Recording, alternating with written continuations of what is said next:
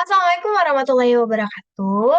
Jadi sekarang saya mau presentasikan tentang perlindungan dan penegakan hukum di Indonesia. Jadi pengertian hukum. Hukum itu apa sih sebenarnya? Hukum adalah peraturan yang berupa norma dan sanksi yang dibuat dengan tujuan untuk mengatur tingkah laku manusia, menjaga ketertiban, keadilan, dan mencegah terjadinya kekacauan. Sifat hukum sendiri itu pertama mengatur, memaksa, melindungi.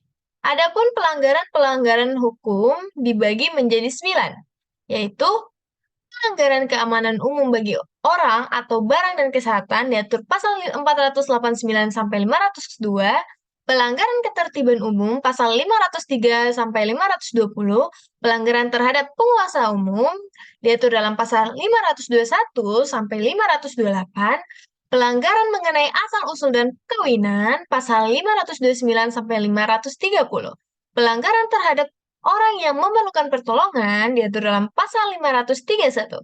Pelanggaran kesusilaan pasal 532 sampai 547. Pelanggaran mengenai tanah, tanaman, dan perkarangan diatur dalam pasal 548 sampai 531. Pelanggaran jabatan diatur dalam pasal 552 sampai 559 dan pelanggaran pelayaran diatur dalam pasal 560 sampai 569. Tugas Kepolisian Negara Republik Indonesia. Pasal 13, tugas pokok Kepolisian Negara Republik Indonesia adalah memelihara keamanan dan ketertiban masyarakat, menegakkan hukum, dan memberikan perlindungan, pengayoman, dan pelayanan kepada masyarakat. Sini ada visi dan misi KPK. Visi KPK adalah bersama elemen bangsa mewujudkan Indonesia yang bersih dari korupsi.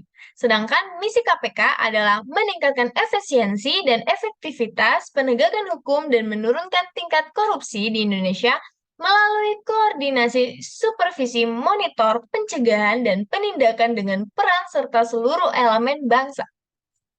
Peran Kejaksaan Negara Republik Indonesia. Pertama, melakukan penuntutan.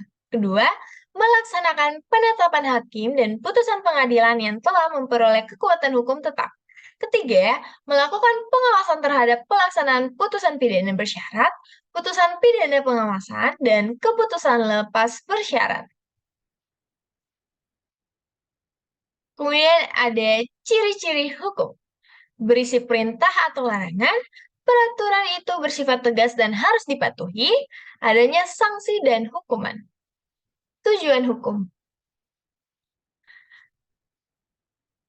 Menyatakan hukum mengabdi kepada tujuan negara menurut Profesor Subakti SH. Mengungkapkan tujuan hukum ialah mengatur pergaulan hidup manusia secara damai menurut Profesor Mr. Dr. L.J. van Apeldoorn. Macam-macam sanksi. Di macam-macam sanksi ini dibagi dua, yaitu pidana pokok dan pidana tambahan. Pidana pokok contohnya penjara, denda, tutupan. Dana tambahan itu pencabutan hak-hak tertentu. Faktor yang mempengaruhi perlindungan dan penegakan hukum antara lain hukum, penegak hukum, sarana atau fasilitas yang mendukung penegak hukum, masyarakat, kebudayaan. Fungsi Kepolisian Negara Republik Indonesia. Memelihara keamanan dan ketertiban masyarakat, menegakkan hukum, dan memberikan perlindungan, pengayoman, dan pelayanan kepada masyarakat. Peran advokat dalam penegakan hukum, advokat sebagai seorang penasehat sering ditulis penasehat, hukum berperan untuk memastikan bahwa hak-hak seseorang tersangka, terdakwa, dan terpidana dilanggar. Berikutnya ada peran hakim sebagai pelaksanaan kekuasaan kehakiman.